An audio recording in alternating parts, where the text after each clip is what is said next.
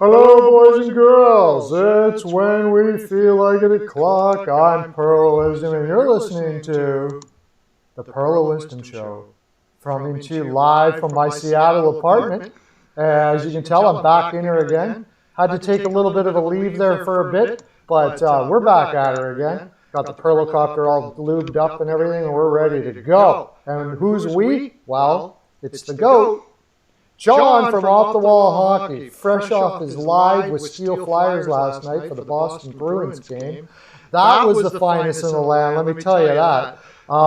Did you enjoy that, John? You look like you enjoyed it. Oh, yeah, that was probably the best game I've seen this year so far. It was an incredible night, completely wild action up and down the ice, and never thought I was going to see a 4-goal period from the Bruins this season with the way they've been playing offensively. But, man, last night was just one of the best hockey games I've seen in a while and so much fun to call. Yeah. Us fans, we love those 5-4s and 6-5s. Drives coaches absolutely nuts. Oh, yeah. I was crazy surprised that they both scored that many goals last night, which we'll get into when we go into all the games review here right away. So there's a little bit, before we get in there, I wouldn't mind, actually, no, we'll talk about it when we talk about the game, because we're going to be talking about all of them, but that game had so many surprises to it. I definitely didn't work out well for my capping, that's for sure. Actually, I did send a free pick to all the land about for Boston to win that game, but I wasn't really sure about that game. And I guess the most sure thing I had yesterday about that game was that I wasn't sure. Yep. That's for sure. I think that's how a lot of people felt going in. That felt like a coin flip game to me, and it was close. It was a shootout. Yeah, well, it couldn't get much closer, really, right? Both defenses played somewhat good sometimes. Like it was one of those like everything looks good games where wow, defenses are playing well, and then all of a sudden everything just went. It's crazy. Well, it's the first game up, so we might as well just keep on rolling with it. If I can get the everything moves slow for me. But what was okay for the first two periods? What were you thinking in that game last night? Here we go again. Especially the first period, Boston dominated shots on goal. I think the shots at the end of the first period were 14-3 in favor of Boston, and they still had a goose egg on the scoreboard. And it felt like every other game for the Bruins this season where they've controlled the play and they just haven't been able to score. And it felt like it was going to be another night like that for the Bruins. And again, all the way through to even the second period, Philly played better in the second period than they did the first by quite a bit. They got those couple of goals. The Bruins still couldn't get on the board, still had a goose egg. And I'm like, this has been the same issue for Boston all season long. They've not been able to score. Yep. And then third period, things totally changed. Yeah, they certainly did. So what are your feelings about that? Oh, Compton drive-by, welcome. Oh, Echo, I forgot to fix that thing with the Echo. I'll thank you very much. We'll fix that right away. Did you think they were just getting snake bit, Boston? Or was there anything you were noticing that they could have maybe fixed in that? I mean, Carter Hart was making some big saves, but Boston was getting shots on goal, but they weren't high-quality shots on goal. They weren't shots that you look at as, a high likelihood of going in. There were a lot from the outside. There were a lot that went right into Carter Hart's chest or right into his glove that were relatively easy saves for him to make. And it's just, Boston's getting shots. They're shooting the puck, but they're not getting high-quality chances very much early in this season. And it was the same way for the first two periods where a lot of their shots were very easy stops for Carter Hart. Yeah, maybe a lack of confidence a little bit there with Boston. It was starting just creeping in. kind of what happens. You get snake bit, you're playing well, but the puck doesn't go in for a while, and then all of a sudden everybody's second guessing themselves and shooting it right in the, kind of reminds me of the Vegas against Dallas in the playoffs last year. Yep. Like they were just shooting it right in Hudobin's breadbasket pretty much every time they shot, right at him. Yeah. And of course, the more you do that, the more confidence you give the goaltender. And then when you do get some shots that are off to the side or picking the corners, the goaltender's like, I got everything tonight, bitch. Yeah. So, yeah. Exactly. And that's how Carter Hart looked for the first two periods. He was just stopping everything. And it wasn't that the Bruins were playing bad, but they weren't getting those high-quality chances on goal. And I think a big thing for Boston is they've got to get more traffic to the net. They don't have the skilled snipers that, like, the Tampa Bay Lightning or the Toronto Maple Leafs have. Like, if they're going to score goals, they're going to be dirty, rebound, garbage goals in front of the net. They're going to be greasy goals. That's how Boston's going to score most of the time. And I think getting traffic to the net is really, really important for them and something that they've got to do more of. Yeah, and that falls in the hands of guys like Jake DeBrusk, right? Yeah, I mean, all of your wingers, particularly, and I mean DeBrusk, Ritchie, if you drop down to the third line, Craig Smith, Bjork, your wingers have got to plant themselves in front of the net, and Ritchie has actually done a good job on the power play in doing that. He's got a couple of power play goals this year.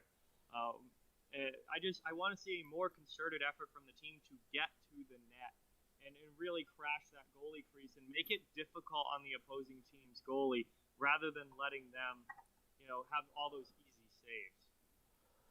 Yeah.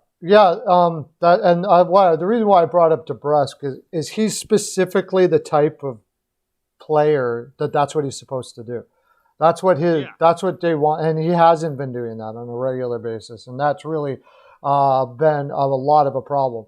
Ritchie, if he's getting back to that, let's talk about Ritchie. I mean, it's like two different players from last year so far, right? Yeah, absolutely. And Ritchie's a guy that Bruins fans grew to hate in the playoffs last year because he did not play well at all. He was useless. He did nothing. And to start this season, a lot of Bruins fans were piling on Nick Ritchie and kind of dragging his name through the mud during training camp. And he was not a popular guy around here. Yeah. And now everyone is kind of shutting up because he's had a very good start to this season. And is he a guy that's going to go out and score a ton of goals? No. Is he going to be a superstar player? No. But as a second, third line, middle of your lineup type guy who can also be the net front guy on the power play, he's had a very good start to this season. He hasn't done anything really stupid. He hasn't taken bad penalties. He's played a good, solid game, and he's chipped in with some offense on the power play. And he's shut up a lot of people to start this year, and I really hope it continues for the sake of the Bruins and for the sake of Nick Ritchie, who, is kind of fallen out of favor compared to when he was drafted in the first round. I think if he has a big year this year, that could be a very good sign for his career moving forward. Yeah. From all accounts that I heard, because they got him from Anaheim, right? Yeah, I believe. Yes. Yeah. That was they got him from Anaheim for the Heinen, which you were never a fan of, and I believe that's what the trade was. From all accounts I heard there, because I talked to a couple of writers there, one Anthony Chardelli, who's a big writer there in Anaheim, and he said it's pure mental, like the confidence, believing in yourself, all of those things. Which it's weird that you get that when you get to an NHL level, but you have a guy like Nick Ritchie, and what Deli would say is he made it up to this far because of his size, and now you got to change. You can't beat NHL players just with size anymore. Where these are quicker guys that know how to work around your size or as big as you. So you got to find your game and use the other assets that you have, skills that you have to be able to work into a niche on a team. And hopefully here Richie is doing that with Boston. That's really the niche they're looking for. Some depth scoring and a guy that can play, like you said, in front of the net. So who knows? He might be able to even take Louis' spot if he keeps it up or why do I keep on calling him his dad? Jake spot, because it's been long enough with Jake. It's, he keeps on going back to the same, he does it for a while and then he's back to the same perimeter Jake again. And Jake cannot be a perimeter player. He's just not going to be effective in the NHL as a perimeter player. No, he's not. He's a guy that's got to get to the net. He's got to drive the net, use his skating ability, and use his shot to get close in and get some goals. And Jake DeBrusk did score the winner in the shootout for Boston last night, but he still doesn't have an actual point on the season yet. No goals, no assists through 4 games now, and the only time he's put the puck in the net was in the shootout there. It's been a really slow start for Jake DeBrusk, and this is a guy that needs to have a big season this year because he had a really good year a couple years ago, and then last year was a huge step back. And I think for a lot of Bruins fans, and we were expecting DeBrusk to get back to what he was in 2019, and that hasn't been the case up to this point in the season. And he just got a new bridge deal, and if he thinks he's ever going to get a long-term deal with the Bruins, he's going to have to prove that he can be a consistent 25 to 30 goal scorer, and we have not seen that yet at all, other than that one good season he had. Yeah, I mean, it almost looks like he just took a sigh of relief that he got his big money, and he hasn't looked good. But I mean, there's still lots of season left. Jake can turn it around. Cassidy's a great coach. But talking about Jake's, let's go to a guy that neither one of you or I were high on coming into the season. And last night he plays 21 minutes. Zboril. Yes. 21 minutes. And I tried to watch all the other games, and I listened to yours while you're doing it, while I'm watching all the other games. So I don't get a visual. But is he really playing this well to be pulling up minutes like this? He's been extremely solid to start the season. He was a guy that I never thought, after watching him for a few years down in the AHL, I never thought he was going to be a regular in an NHL lineup. And he is proving me very wrong, at least to start this season.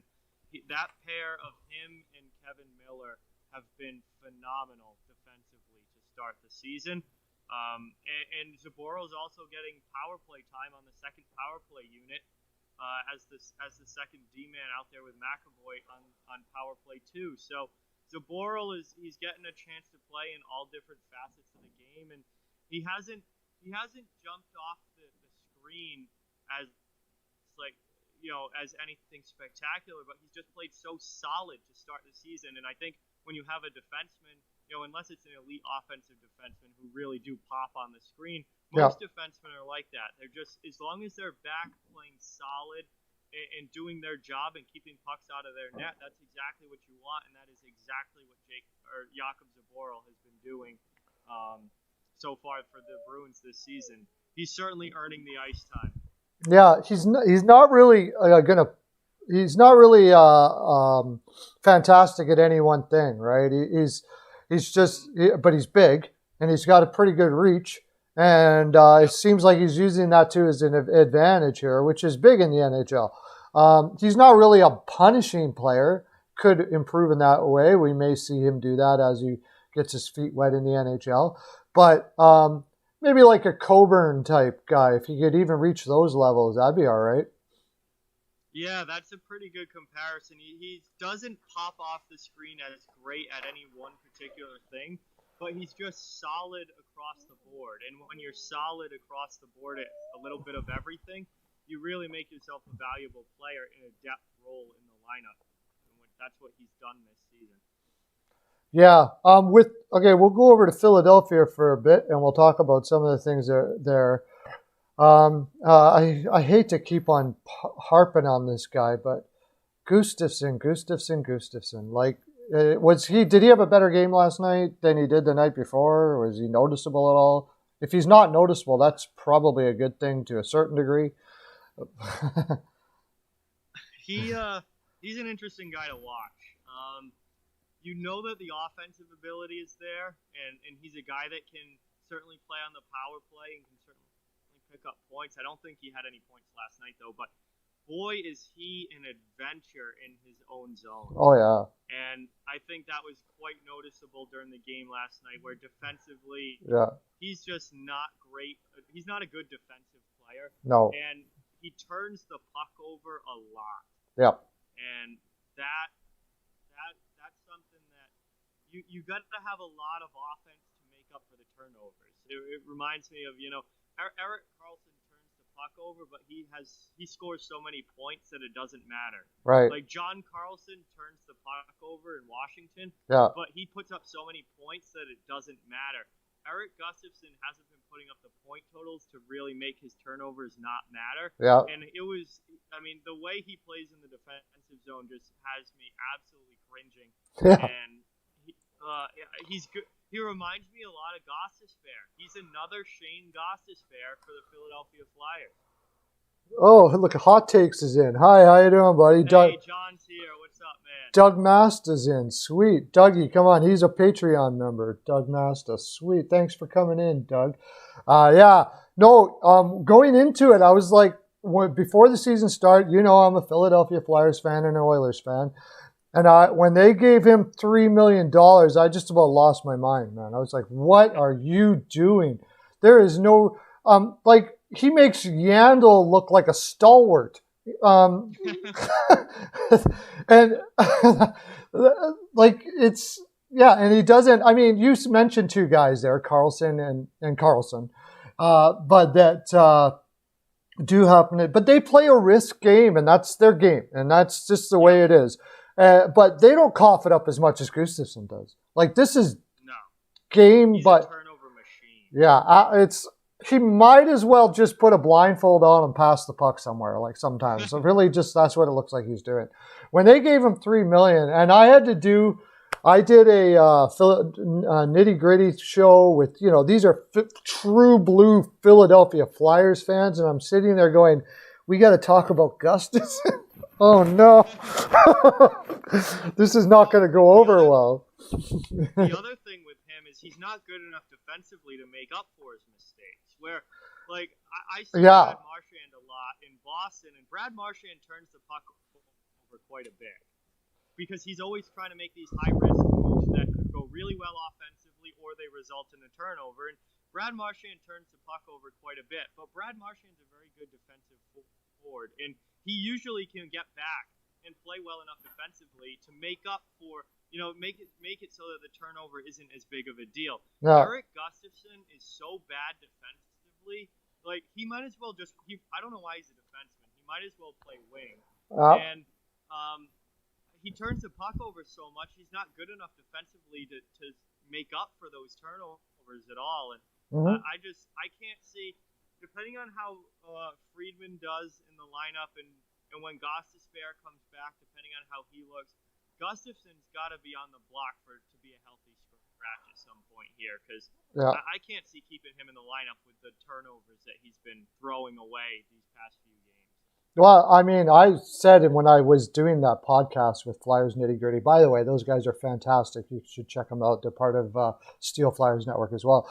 I said that he'll probably be playing 10 minutes a night at most within 20 games of the season, and they were not happy with it.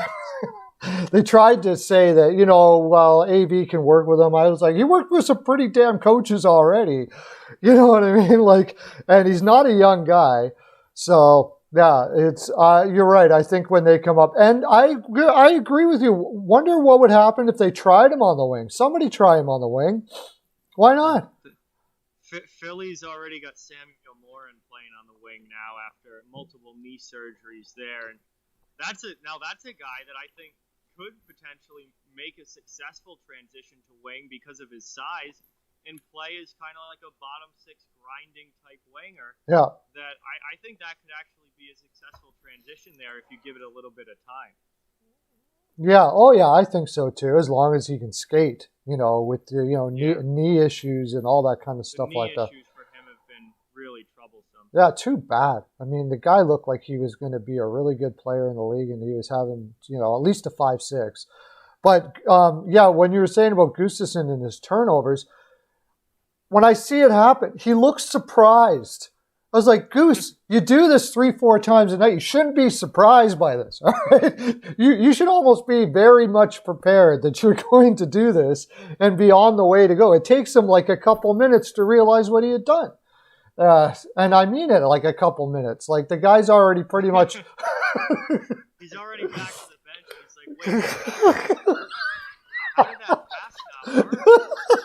Exactly. He tries to throw it through three guys. Yeah, it was. Knock it down at center ice. It was right up the middle through three guys, like I always do. I don't understand why that. You're fortunate it's not on your team. Jeez, what a disaster! I can't even watch it. Like right now, I have a hard time watching Flyers games, watching that guy on the ice. And I saw it in Calgary. When he was playing with Keith in Chicago, the most frustrating thing about it was when he was playing with Keith in Chicago, he actually didn't do this quite as much. I think he was like a little more scared back then and was playing like off the boards and just wanting to keep it simple. And then he got the money and he thought he was good. Well, Goose, I know you're watching because who's not watching? Everybody's watching, but you're not that good. Sorry, buddy. Sorry, you're not. Anyways, a little bit more about Philadelphia Flyers. Something interesting's happening there with Van Riemsdyk. He looks like JVR finally. He's going to the net and he's scoring some net front goals. He's doing what he was paid to do in the first place. I'm thinking, and I always thought this, is maybe he had some sort of lingering injury issue that was preventing him, like he knows that it's going to hurt real bad to go into those tough spots. And he was just trying to do the best he can on the perimeter. And if that's the case, and then we had this, timeout since the playoffs and somebody helped him fix it. And he's, that's great for him and for the Philadelphia Flyers. But he scored 2 goals last night. How many? He's almost on a point a game pace, isn't he? Yeah, I know he's got 3 goals on the season already, and the 2 goals he scored last night were exactly the same. He was right in front of the net, and he got a chance from right in close off a rebound and just put it in. Like John from Hot Take says, JVR maybe turns it around. Well, you have a lot more confidence than I do, buddy. I have to tell you that right now. It's been good to start this year. We'll see if that holds long term. He said Gustafsson. Did I say JVR? Gustafsson, maybe. Oh, yeah. Yeah, you have a lot more confidence than either. I don't see that. Gustafsson had that one big year with Chicago, and it was downhill ever since. Yeah, that's right. Luckily, they have Farabee and Frost on entry and Patrick on mid. Yeah, that's true. Going forward, cap room and how they're going to balance all that out. Fortunately, they only gave Gustafsson 1 year, and he'll be off after that. So it was a fantastic game. I didn't see it coming. I did not see that at all. That was one of the games where you see it on the card and I'm like considering remortgaging my house. Like my under on that game seemed like a lock, and it turned out to be a lot of fun for everybody. So that was great. The good thing is they got it over quick. Like they went on the over and you were like, it was out fast. I didn't have to sweat it too much, but it was fast. They got it over. It didn't hurt so bad. So we'll move on, I guess, unless you have anything more pressing you noticed about that game that you wanted to talk about. Maybe some guys you thought played like better than you thought. You don't see Philly all the time. No, I think I was pretty happy with the way Claude Giroux played. I thought he had a fairly solid game, and for Boston, it was really nice to see Jack Studnicka get his first NHL goal. That's a kid that the Bruins are going to be relying on quite a bit this year to play a decent role on that team. And he's had a bit of a shaky start to the season, but he looked really good alongside Krejci and Richie on the right side last night, and for him to get his first goal, and that was great to see. So I thought Stanika had his best game that I've seen him play at the NHL level. Yeah, wouldn't that be great for Boston if that line worked out, right? Finally have that second pairing. You can throw Smith down there, who also had a solid game last night. So throw Smith down in the third, and Boston starts having some depth scoring, which would be great, especially while they're trying to work out the kinks with their new defensive pairings and all that. I like to also mention, I've always liked Lauzon, and he had another solid game. Didn't give him the minutes that they gave him before, but still solid. I think they're trying everybody out right now, right?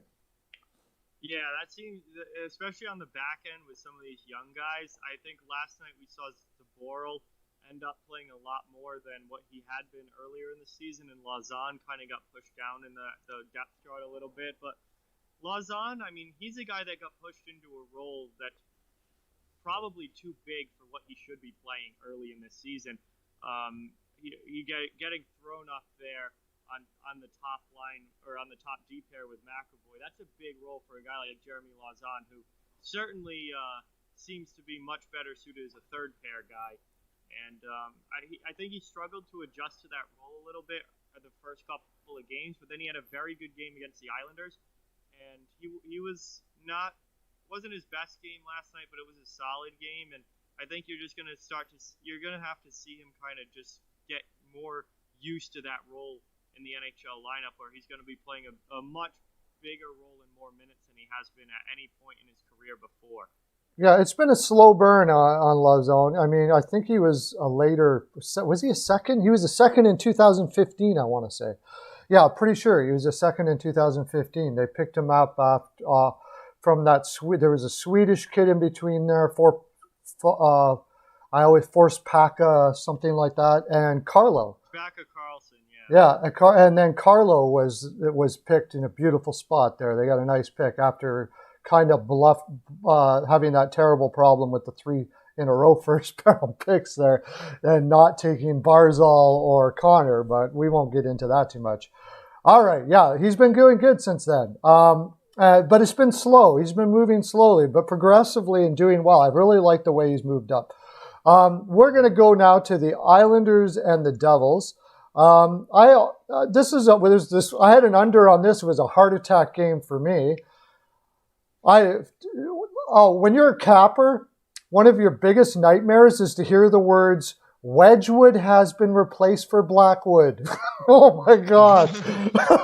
Minutes before game time, trying to fumble with your phone. Oh gosh. But anyways, it ended up being not too bad. They did get the under. Devils were, that made it very difficult. That was pretty much the story of the night. Wedgwood being in, and how have you, looking at New Jersey, let's look at it from this perspective. What is it about New Jersey that you think has been, at least early in the season, been their turnaround? What have you watched? Have you been able to watch any New Jersey games this year?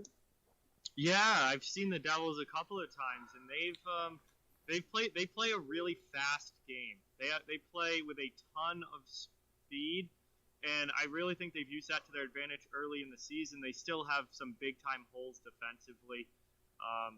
But Mackenzie Blackwood, to start the year, was able to make up for those holes defensively and come up with some huge stops in some huge games. And that's why I think the Devils got off to the start that they did, which was a lot better than most people expected, was because Mackenzie Blackwood was playing so well in goal. Now they don't have Blackwood. He's on the COVID list. Yeah. That's going to be a massive loss for the New Jersey Devils. And I think that hot start that they had is going to come to an end here without him playing, pretty much every night for New Jersey. Yeah, I'm trying to remember. They had, who was their backup?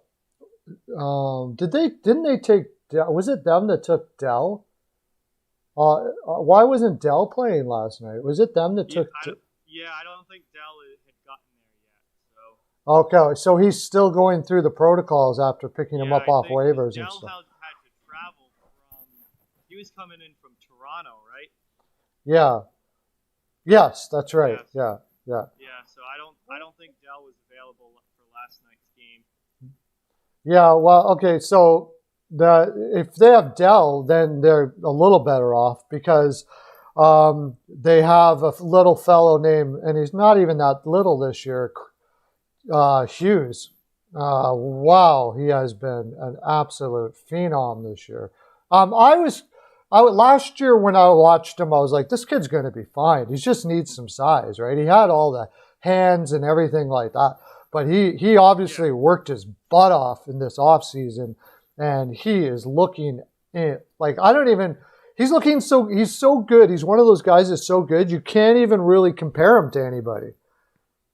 Yeah, I mean, he obviously did not have the rookie season that he was hoping for, but there's so much skill there. The skill level is immense. He's got the skating ability and the speed. I mean, I think it was definitely a size thing in making that adjustment to the physicality of the NHL. Yeah. I think definitely was an adjustment for Jack Hughes, and so many people wrote him off after one season as an 18-year-old. It's so mind-boggling to me and just ridiculous. How many people will slap the word bust on an 18-year-old kid when he hasn't even had any chance to develop? And I've been saying this over and over. A player has to have at least 3 seasons in the league before you can start calling them a bust. You have to give these kids an opportunity to develop and grow and adjust to the NHL game. And I think we've seen Jack Hughes obviously work very hard in the offseason to put on some muscle and to get a little bit stronger. Yeah. And get more adjusted to playing at the level that you have to play at in the NHL. And it's certainly paying off for him to start the season. I believe he has 6 points already this year. Yeah, he's playing. I'm trying to wrap my head around what he looks like. He's got hands kind of Kane-ish, but you could see like maybe Gaudreau, but I actually think being a center, like it's hard to find a center that plays like him. He's really it is. It's really hard to like Barzal. Not really. I think he has better hands than Barzal. It's hard to put in my head a center that plays like him. Like we haven't seen a player like this in quite some time. And New Jersey's very happy to have him. They're doing this without Hischier, Vatanen, and Bratt too. Bratt was coming off like crazy. Also, we have a question here by CL in the chat room. What do we think of Gusev this year? And Gusev would be the player that I would say we have concerns about this year. He hasn't looked very good to me in any game I've seen him. He hasn't stood out anyways. Yeah, he certainly hasn't stood out in the games that I've watched. Let me just pull up. Let's see what he's done this year. But Gusev is a guy that I haven't really seen jump off the screen for the New Jersey Devils, and he's a guy that they're kind of looking to be an important scorer for them. And yeah, he has no points. No. I mean, that's why. Yeah. He has no points in 4 games this year and a -2 rating, and Gusev has not been good. The guys that have jumped off the screen for me offensively for New Jersey are obviously Jack Hughes, who we were just talking about. Miles Wood has had an incredibly impactful start to the season, both physically and offensively. And I think Kyle Palmieri's had a decent start to the season where at least he's been very noticeable in games. Gusev has not been noticeable. He doesn't have a point yet. They're going to need a lot more out of him if they're going to be successful over the course of the full season. Yeah, for sure. And I don't know why the NHL Network when you go on to their stats page for the game and stuff, for some reason they only show like 8 forwards for New Jersey. It's been like 3 games in a row they've done that. And like Gusev isn't in there, like how many his time on ice and all that is not in there. I don't know why they're doing that. That is weird. But what was I going to say? Oh yeah, Gusev. They gave him what he held out for that extra year when Vegas had his rights. And New Jersey gave him a shot, but I think if he stays like this, that's all the shot he's going to get. Oh, here it comes. Now it came. I refreshed it, and it all came up. That's probably the only shot he's going to get. Ty Smith has been absolutely fantastic. He got a point again. I think he's got four, like he's almost at a point a game already this year. A young 20-year-old guy who, just rocked in junior and seems to have no problem swinging it over here to the NHL. Yeah, Ty Smith has looked phenomenal to start this year. And, this was a young defenseman that they needed to step up, and they needed to really take it in a big role in this lineup, because if you look at New Jersey's defense core, it's just not very good. Compared to D-cores around the league, New Jersey is definitely near the bottom when you look at that roster defensively. And Ty Smith is 20 years old. He was a first-round pick in 2018, and again, they didn't just throw him in at the NHL level. They let him develop. They let him grow a little bit, and now here we are a couple years later, and he's got a goal and 3 assists already in 4 games this season. He's +4, and he is very quickly going to be probably the number 1 defenseman there in New Jersey. Well, that's what they're hoping for down the road, but he's sure not making them hold their breath. He's looked absolutely fantastic. I've been watching him. I've been paying special attention when watching New Jersey games to watch him, and at this moment he kind of reminds me of Cam Fowler, but he could have significant upside past that. But he kind of reminds me of that type of game where he's just sure with the puck. Doesn't look like he's rattled ever already at 20 years old. Like, fantastic. All right. Well, I guess we better get down to the Islanders here, who did crush it last night. Maybe wouldn't have had such a good night had Wedgwood not been in. There were some goals there that probably wouldn't have went in if Blackwood would have been in. But the Islanders, no matter what, always find a way to get her done, or at least be in the game all the time. Doesn't matter what kind of injuries they have or who they trade away in the off season or anything. It doesn't seem to matter with this team, right? Yeah, I mean, the Islanders are the Islanders, and under Barry Trotz over the last couple of years, we've seen what this team is, and they continue to be that. And they play well defensively, a very defensive-minded, team where it's all defense first, and then they get good goaltending, and they have, over the past couple of years, and Varlamov has been fantastic to start this season. And they got offense from their star players. If you look at who scored the goals last night, Barzal gets a goal, Eberle has 2, and Brock Nelson gets a goal. So your star players are your star players. You're playing well defensively. Your goaltender keeps out, most of the pucks, and you're going to win most nights when you play that way. And that's what we've seen with the Islanders be able to do under Barry Trotz. It's not flashy. It's not always the most exciting games to watch. It's not always, it's hopefully for them never run and gun hockey, because that's not how they want to play. But it's effective, and it wins games, and that's how the New York Islanders have continued to win games this season. Yeah, just imagine if you took that system and you threw another superstar or 2 on that team. Talking about potential superstars and defensemen when we were talking about Ty Smith, Dobson picked up his 3rd assist last night and played 20 minutes and 24 seconds for the New York Islanders, which was just about highest on the team, except for Letty beat him out by seconds. That's pretty impressive. Yeah, Dobson has been really good this season, and Dobson's a guy that they needed to step up with Devon Toews traded away, and with Johnny Boychuk retired. They needed Dobson to be ready. He's a first-round pick a couple years ago, and another guy that they kind of let develop a little bit. They didn't rush him up, but now this season was, his time to break out and his time to shine. And so far, he's done that. He's been very good for the Islanders early on here in a much bigger role than he's ever played before. And I think you're going to see that role increase as the season goes along, as he gets more of that NHL experience.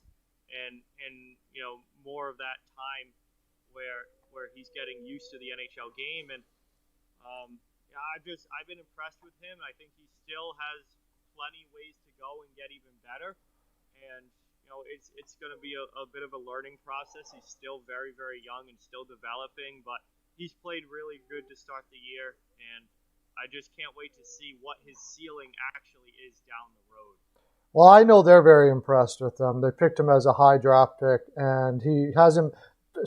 They're so impressed with him that when they had an option to put him back to junior, and you don't see teams do this often. They kept him on the team even though he wasn't playing much. That's usually not the most ideal situation for a team or ideal thing to do, but he just wasn't going to progress in junior. That's the way they looked at it. I think you're going to see more and more teams start doing this and maybe start putting pressure on the junior ranks or on the league to start changing the rules a little bit for who can go down into the AHL. Maybe have like certain statuses for certain players that are able to do it. Although that'd be very difficult to do because you're going to have agents losing their minds and all that kind of stuff like that. It would be difficult. But I think there should be an answer there somewhere. And now Islanders go back to play New Jersey again in 3 days. So hopefully for New Jersey's sake, they can have a goaltender by then. But we'll move on. Somebody here, before they got to take off on us, Sasha Hoffman wants to talk about the Vancouver game. So we'll go to that, or talk about Vancouver in general. Canucks, yeah.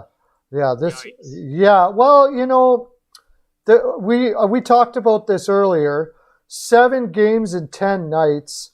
What do you expect? I was surprised that they were able to play as well as they did last night. And my inkling was that they gave it everything they had last night, pretty much realizing that there was going to be nothing in the tank today. And there was nothing in the tank last night. I mean, this is not the start the Vancouver Canucks wanted. They've given up 28 goals in 6 games. Yeah. That is like... That is so brutal that the goals against wise, I don't even know what to say about that. Like, that is disgusting. 28 goals against in 6 games. That you're never going to win giving up that many goals. They've been awful defensively. They're not getting the goaltending that they needed.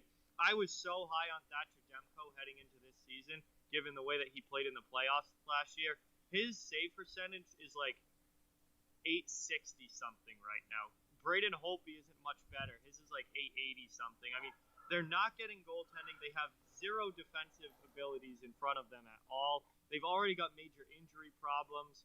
I know Edler missed last night's game. I think Hamonic was out for last night's game as well. So they're already down defensemen. I don't think Jordy Ben's even played yet this season because he was on the COVID list. So they're down defensemen. They're not getting goaltending. They're just awful playing. They're playing awful defensively as a whole. Their offense is scoring, but you can only score so many goals when you're giving up that many. And it's been a disastrous start to the season for Vancouver, and they have got to get it turned around quick before the rest of that division runs away, because Montreal's been good. Toronto has had their slip up in the last game, but did start well. Calgary has been good. Winnipeg's off to a decent start. Edmonton's a team, I think, that will get it back on track. So that's going to be a very difficult division, and it's been a disastrous start for the Canucks. Well, like I said, that schedule, all of the teams are going to go through the schedule. I'm not saying, well, Vancouver, poo-hoo. It just sucks to have it in the beginning of the year, I suppose. But all of the teams are going to go through this 7 games in 10 night with this condensed schedule.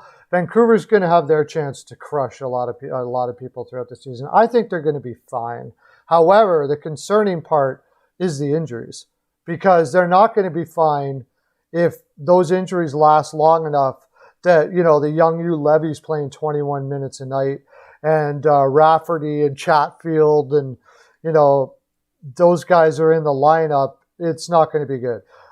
Can't get a read really on the goaltending, although it is a little bit concerning because Holtby was struggling on it quite a bit the last 2 years, really, in Washington, right?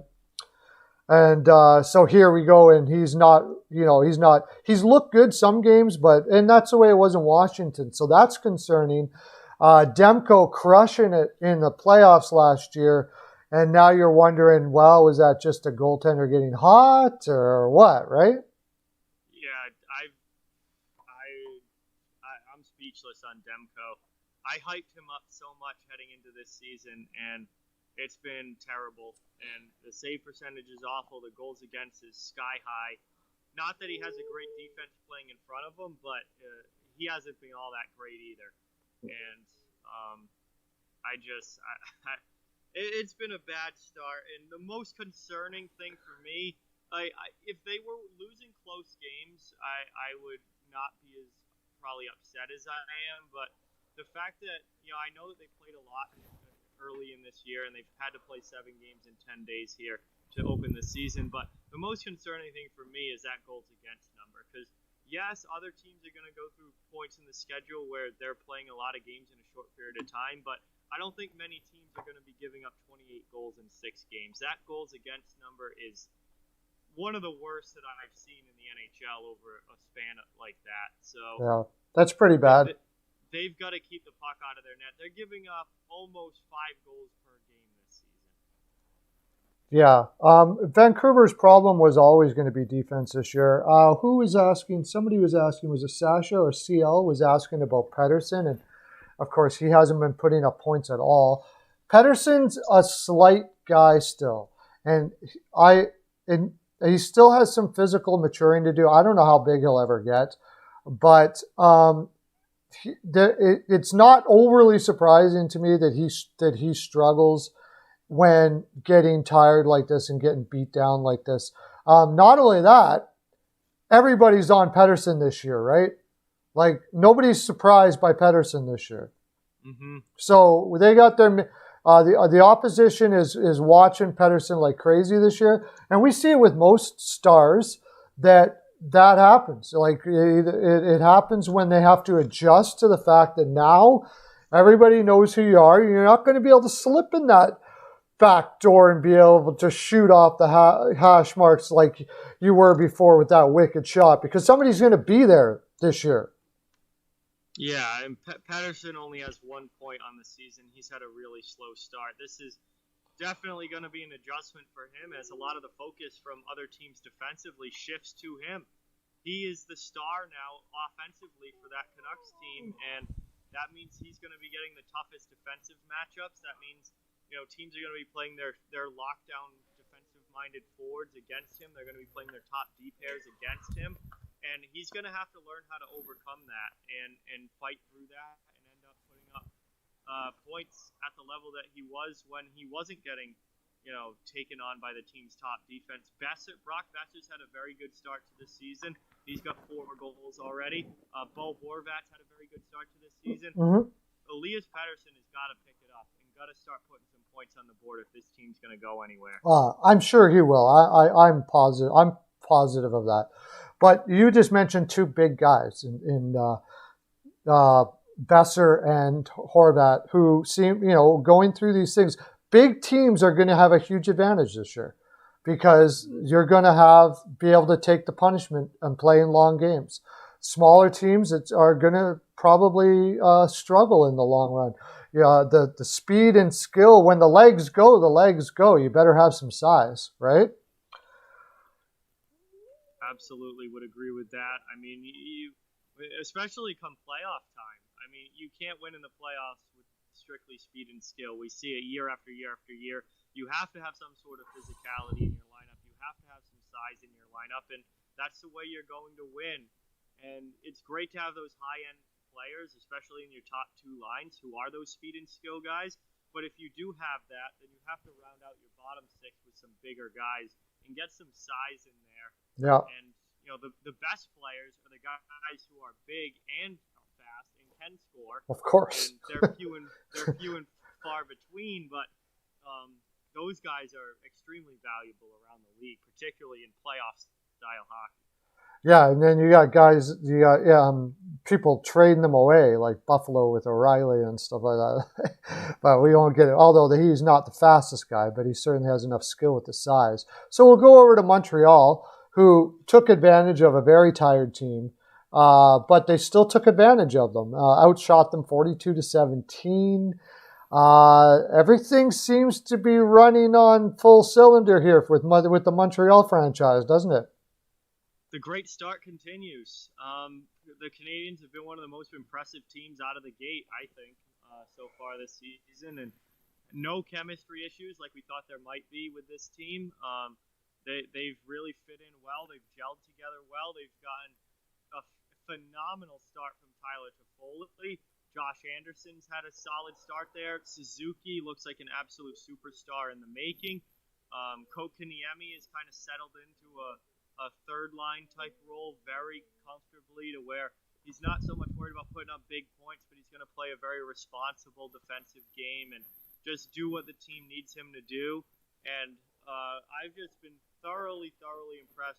Alexander Romanov, coming over from Russia, has had an incredibly good start to the season. Absolutely. So, that really is a huge boost to their defense core, having him playing this well. So I think it's been a great start for the Canadiens, and they're definitely a team to watch this year moving forward. They're going to be a threat.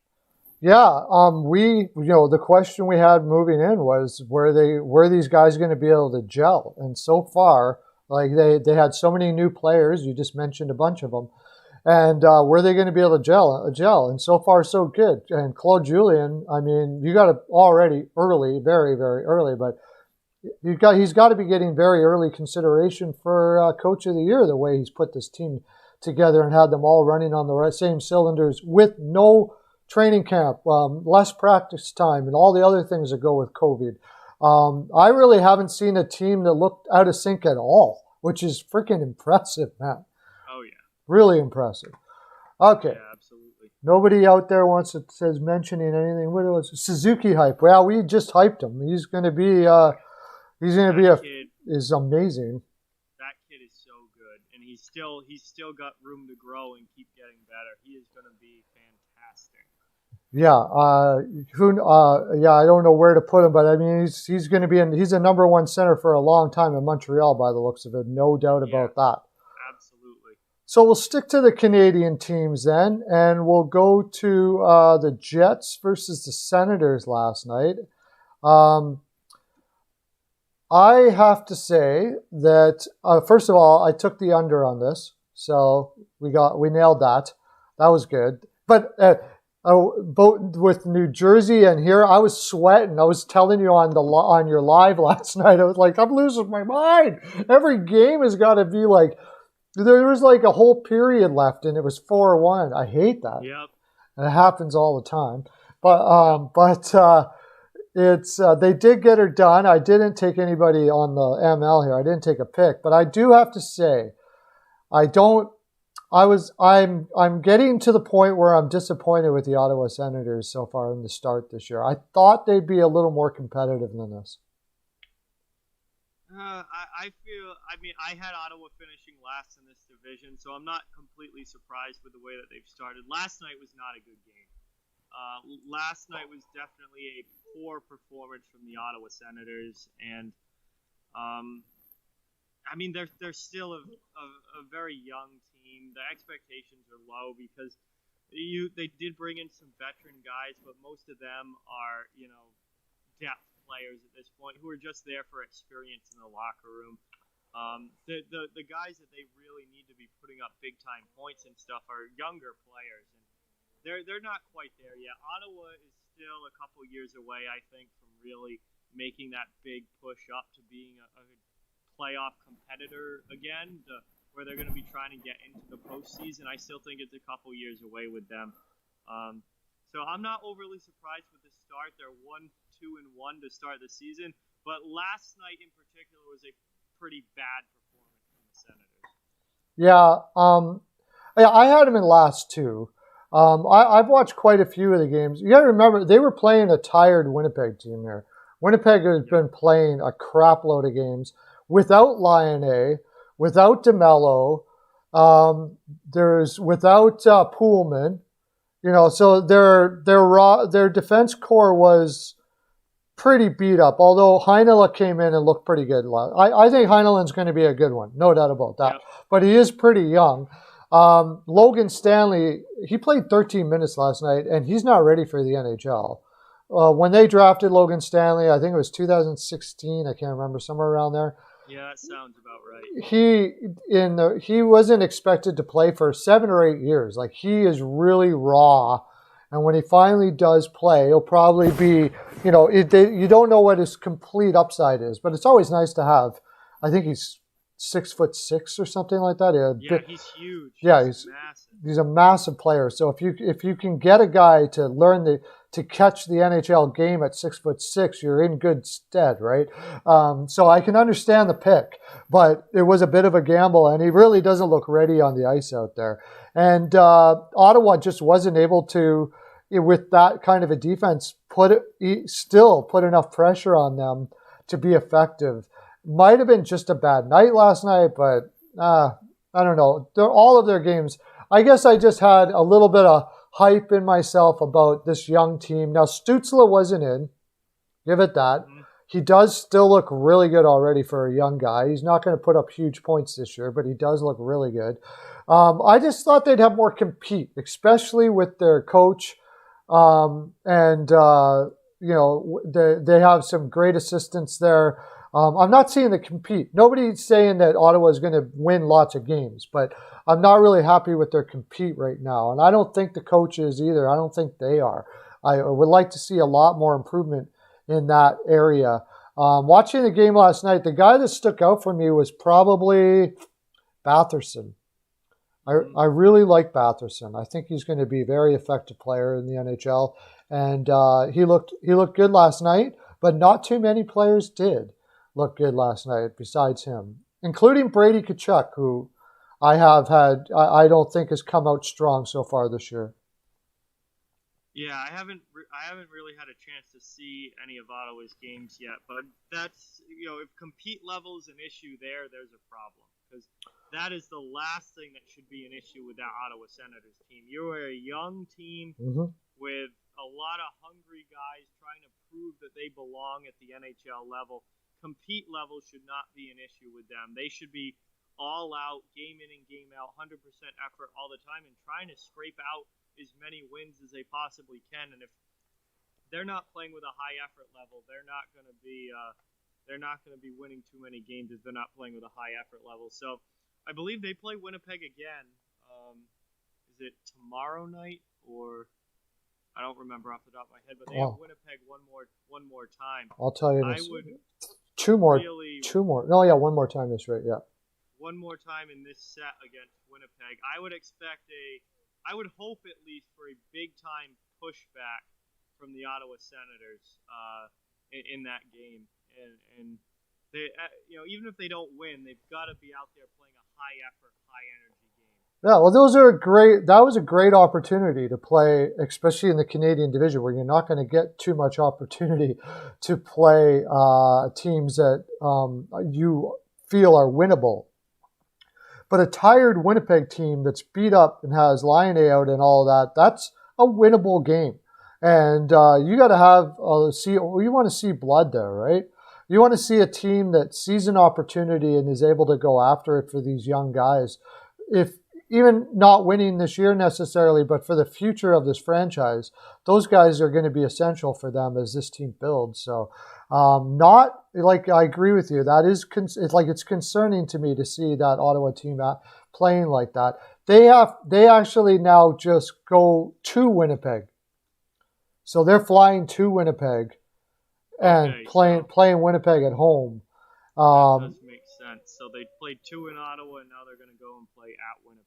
Yeah. On the reverse of this is huge for Winnipeg to have these injuries and be able to pick up these points like this. Yeah, absolutely. Winnipeg's off to a very good start this season. They're 3-1 so far on the year in their first 4 games, and they're playing without Laine, who's obviously a really important offensive player for them.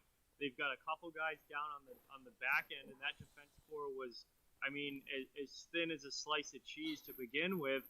Never mind now with injuries on the back end, and they're still finding ways to win games. And Connor Hellebuck picking up right where he left off in goal last season when he won the Vezina, and he's looked great already to start this season. And again, if they get great goaltending and if that defense can hold up, even with the lack of depth there, then Winnipeg could be a surprise team that might be able to make a push and go further than people expect. Yeah, and if Kyle Connor can continue on this upward swing, I mean, he was great last year, but it's hard to tell right now what the seal. This guy looks like a 40-goal scorer. Yeah, he's had an incredible start to the year. Okay, so that's about all we got. That we'll go to our next game now. We only have one more game to go in, and then we'll go into tomorrow's games. We haven't done Tampa Bay yet. Oh, yes, right. Let's do that. Let's do Tampa Bay. And skipped over that one. Yeah, because somebody suggested we go to Vancouver. And we take care of our fans, don't we? Yes, we do. Okay, so there's a lot of storylines going on here. Where we've I don't know, we kind of beat it to death, but it won't go away because every day it seems it seems like a new storyline in this whole Dubois situation. First of all, we'll get into the actual game a little bit. I had the Lightning PL in this game, and I went against my rule of never PL in Columbus Blue Jackets. Yeah, that seems like a good rule. I went against the rule because of the energy that was going on there. Tampa's completely fresh. The Jackets have been playing on the road and coming. And I thought Lightning are going to come out and they did outshoot them 37-25 and certainly outplay them. But in Blue Jackets fashion, as they tend to do, doesn't really matter how they get outplayed or who they have in nets or what they have on the ice or what's going on in the room. They keep it to one goal, right? Yeah, Columbus loves to play one-goal games, and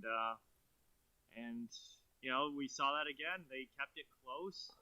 They played a hard game, and it ended up going to OT. And again, Columbus comes out in the short end, but it's still another very Columbus-style game with that low scoring and just close one-goal game, and that's just the way Columbus is. They play a lot of one-goal games. And they did so without their captain, or at least he was in for 3 minutes and 55 seconds. Did you see that highlight of his last shift that he... Yes, he absolutely deserved to get benched. He talk about zero effort and not caring. And I think at this point, Columbus they've got to make this trade. They're not going to get the return for him that they thought, but they've got to get him out. And to me, I think. Oh, sorry, you. Level is sinking and sinking and sinking. Oh yeah. Sorry, you clicked out there. I thought you stopped. Yes, absolutely, no doubt about it. To me, it does seem now, and don't start any rumors out there. I'm not saying this is fact. This is just going from what I see and the perception that it is a Tortorella issue with him. Yeah, I mean, it seems to be a lot of issues with him. And after looking at the way things went last night, I'm on Team Blue Jackets here, and it seems like Dubois' ego is bigger than it should be, and that he's expecting a lot more than he thinks that he should be getting. And if you're not going to go out there and earn your ice time, and you're not going to go out there and play at a full effort, night in and night out, then sit on the bench because that's where you belong. And Dubois' effort level has not been there. He looks completely checked out, like he doesn't care about playing for Columbus at all anymore. And if I'm the Blue Jackets, I am getting him out of that locker room as quickly as possible. And whatever you get in return, you get in return. But I think the bigger thing for Columbus would just be getting him moved on. Yeah, the problem is now, you don't have any leverage now, right? No, there's no leverage now for the Blue Jackets. But I was talking to John from Hot Take Hockey about this last night. Wouldn't it be funny because he wants this big market, and that's his thing, that he wants to go to some big market. I said, if I'm Columbus, I'm trading him to Arizona or Florida just out of spite. Yeah. Just out of spite. His butt is going to Arizona, and he can play in front of nobody. Yeah, I guess. However, except for the fact that those teams probably don't want him knowing what he's doing right now. Let's just talk about this. I'm just really surprised Dubois was played hard on the ice. I don't know what's going on behind closed doors, but whatever I saw on the ice, you didn't see a guy that looked like a whiny. This was a big turnaround. Even Tortorella seemed to say, like, this guy came back a different human being all of a sudden. I don't know where all this whininess from Dubois comes from, but I don't know. Who does he think he is? It's not like he's a good player, but it's not like he's an absolute superstar here. And who's he to be dictating, where he wants to go? And he has to go to this certain big market team. And then who is he to dog it on the ice and put in a lousy effort just because he doesn't feel like playing for the Blue Jackets anymore? I'm siding with the team more and more as this goes on. I am siding with the team to a certain. Yeah, I am siding the team. Here's my theory on it. He was a restricted free agent, so they had a whole bunch of teams that were interested in him, possibly giving him an offer sheet. And in doing so, those teams are going to butter you up like crazy, right? Mm-hmm. They're going to tell you that you're the greatest thing. We think you're one of the top 3 centers in the league and blah, blah, blah, blah, blah. And this guy bought it. That's what I think happened here. He bought the noise. And now he thinks he's just like Bergeron or something, right?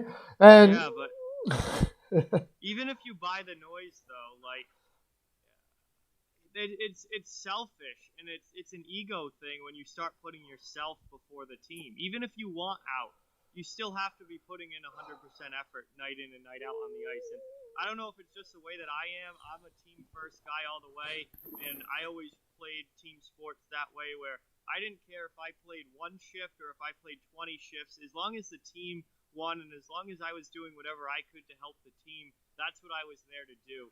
And if you're going to play for John Tortorella, you better have a team-first attitude, too.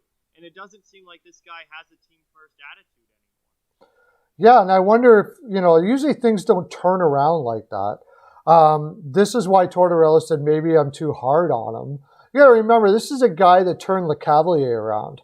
LeCavalier never would have been LeCavalier if it wasn't for Tortorella. And he was freaking hard on him, coming out of LeCavalier's mouth himself.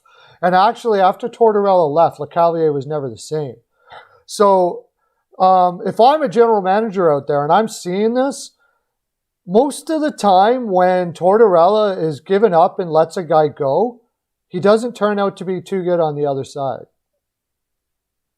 Yeah, we'll see what happens with this long term as it plays out. I mean, Dubois has the ability. He has the ability to be a legitimate number 1 center who is a very good player in the league. And maybe if he goes to the right situation on a winning team and maybe if he gets to go to one of those big markets that he wants to, maybe he'll turn things around. But if I'm another GM, I don't know if I even want to bring this guy into my locker room because everything that I've seen over the past few days makes it seem like he's a very me first rather than team first player.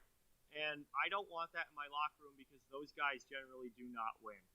Yeah, I mean, a team that might maybe want to come up, but a team that would want to do it maybe would already have an established leadership and would be safe to think that they could bring him in and say, okay, look, dudes, you're not the leader here.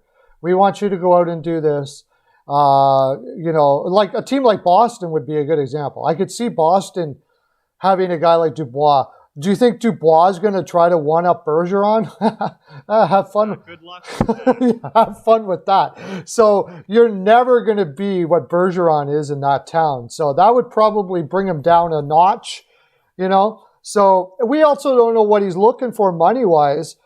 They're going to be talking to agents, and he could be asking for just a ridiculous amount of money. That's the reason why Columbus, was just not going to take it. And other teams could hear it and go, yeah, I don't want you either. So Columbus could be in big trouble here. But we'll get to the game itself a little bit. Columbus did play well in this game. They played as well as... Listen, they played a very Columbus-like game, which was one of the few times this year I've actually seen them do that.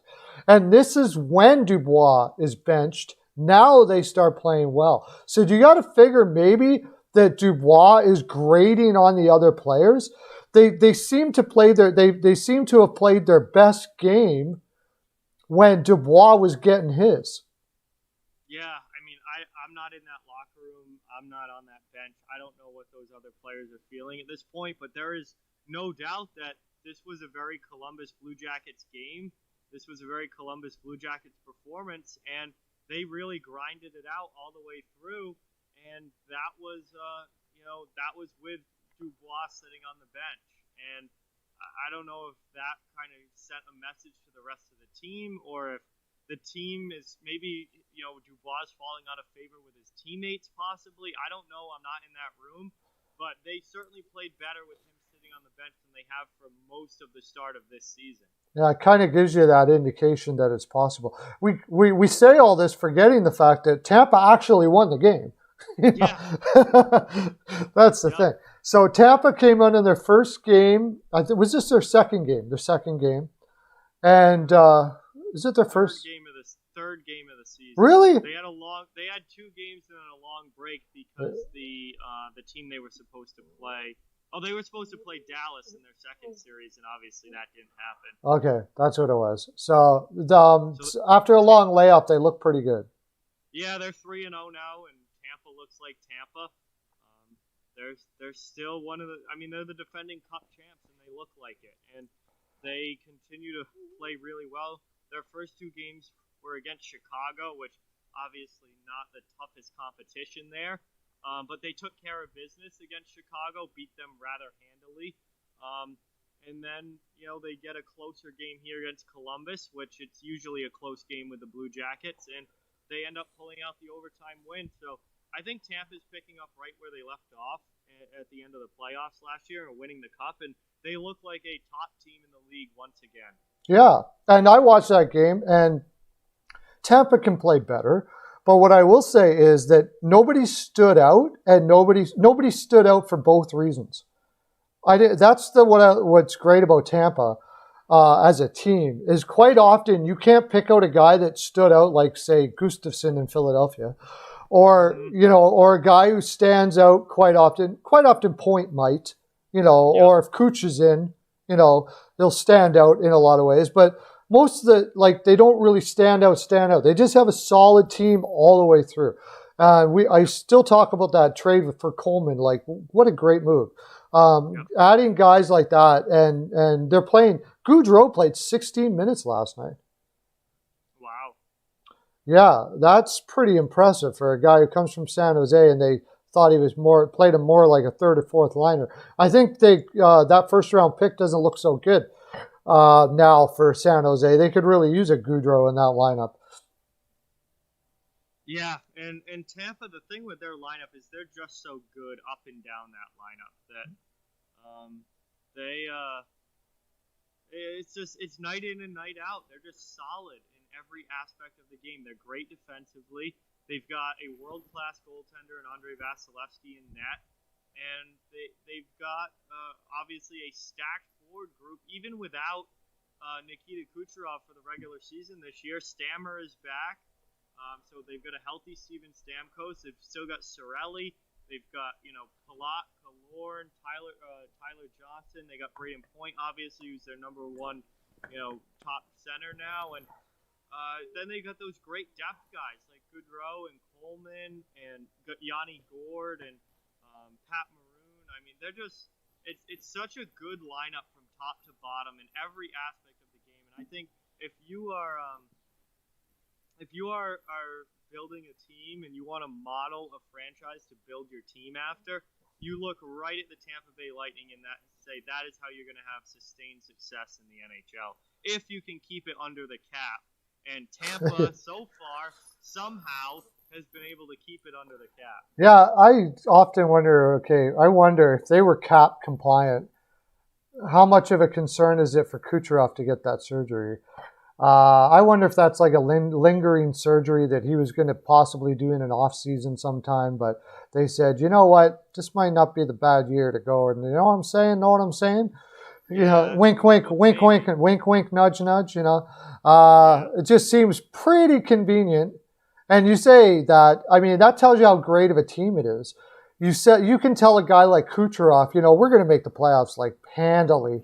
So go get surgery, come back in the playoffs, and we'll keep all our guys, and we'll be strong for the next couple of years. Like that's one heck of a depth availability you've got going on for you. When you've got maybe the best winger in the game, arguably with some people, I think he's probably the best winger in the game right now.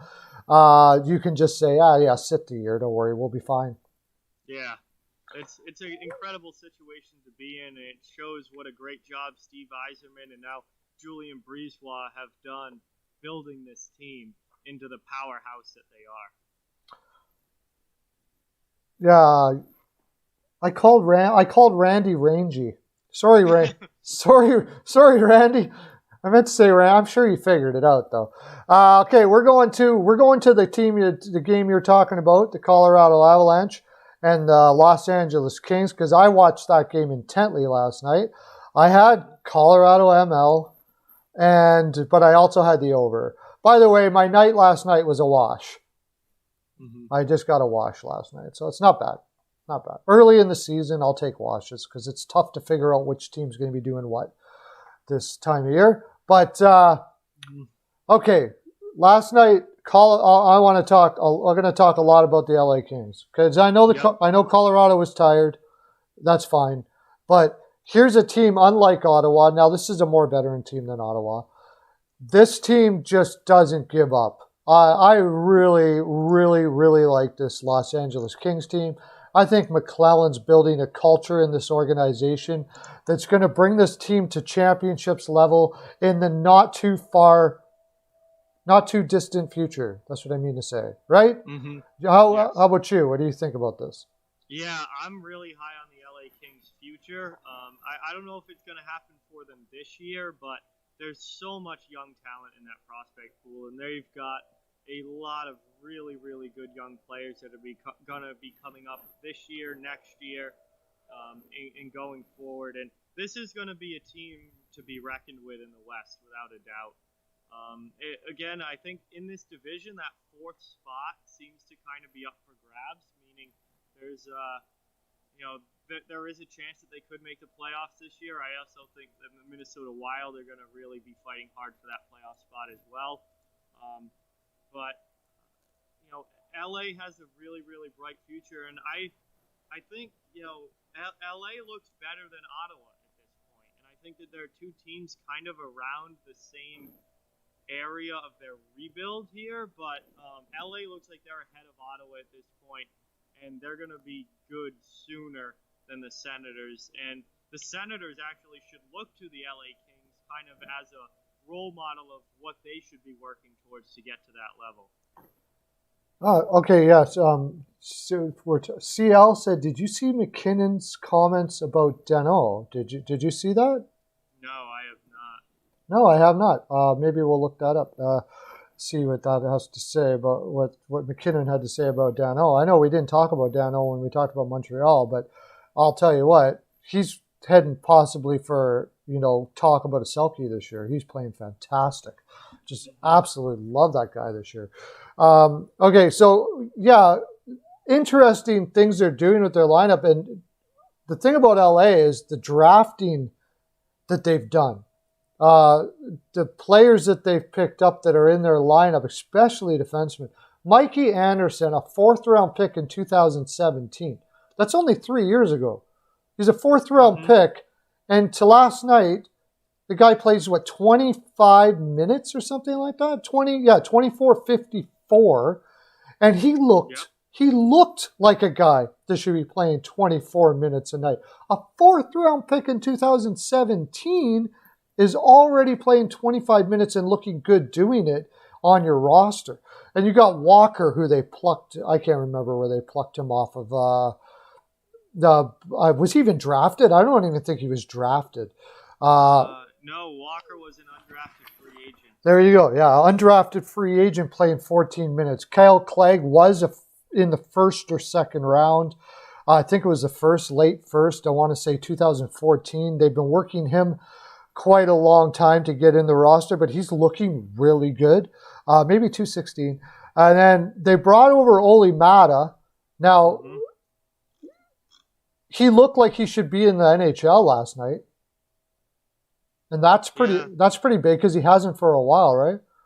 Yeah, Motto only played 11 minutes, which again, I think, giving him third pair time is probably a smart move if you're the LA Kings. But isn't this so typical of the LA Kings? Boy, can they breed defensemen there. I mean, whether it's guys they draft or guys that they pick up, they just do such a great job at developing defensemen and playing a strong defensive game. And some of these guys they've had to wait a little bit for, but they've been patient, and that's what Rob Blake is.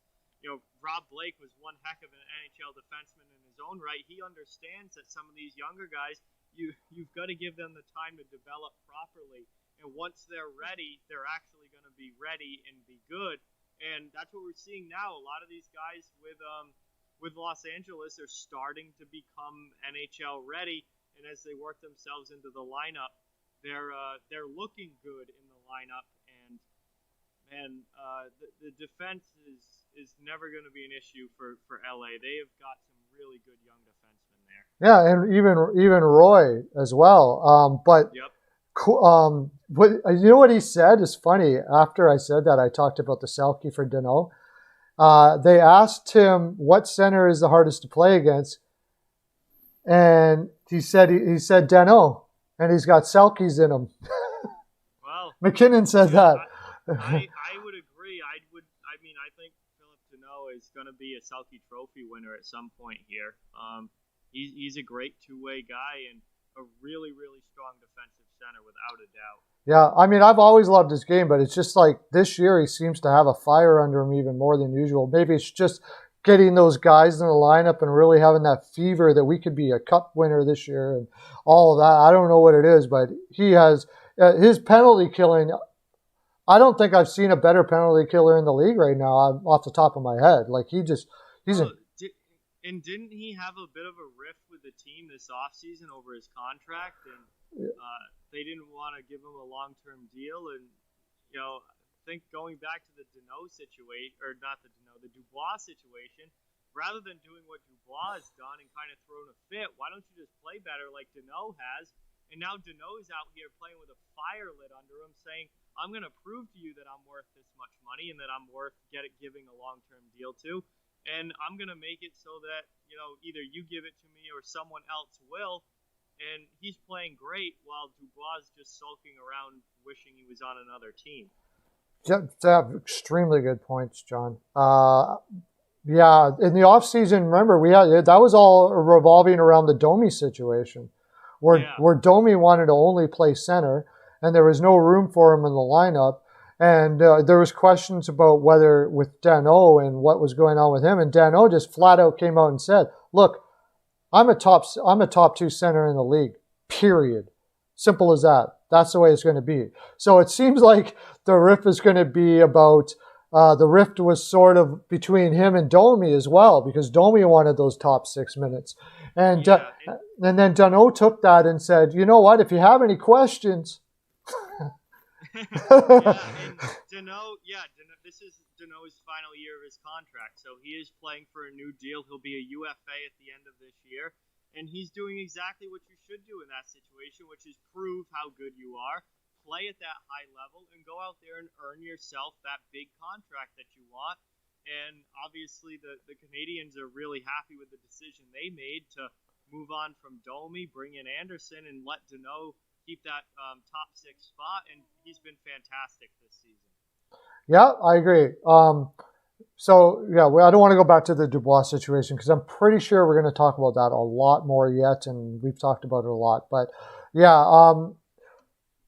so that's interesting you brought that up about McKinnon saying that, because you're starting to see how much traction that Danault is getting in the league. We can't really. Should we talk a little bit about a really special thing? I think it's kind of a special thing because I think this guy's had a few issues the last couple of years that maybe nobody knows about. I don't know about it, but I heard there could be some things going on.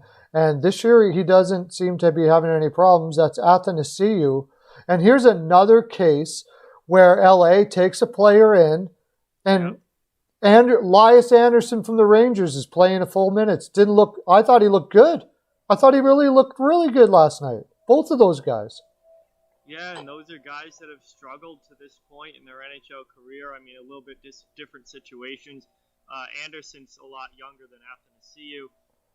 Anderson just never could break into that Rangers lineup full time, and he had a few chances to, and just couldn't stay up there and kept getting sent back down. And then, he obviously wasn't happy about getting sent down, and ended up wanting out. And LA took a chance on him, and it seems to be paying off. At least here early, they have a chance to give him some new life to his career. And Athanasiou had such an awful year last year.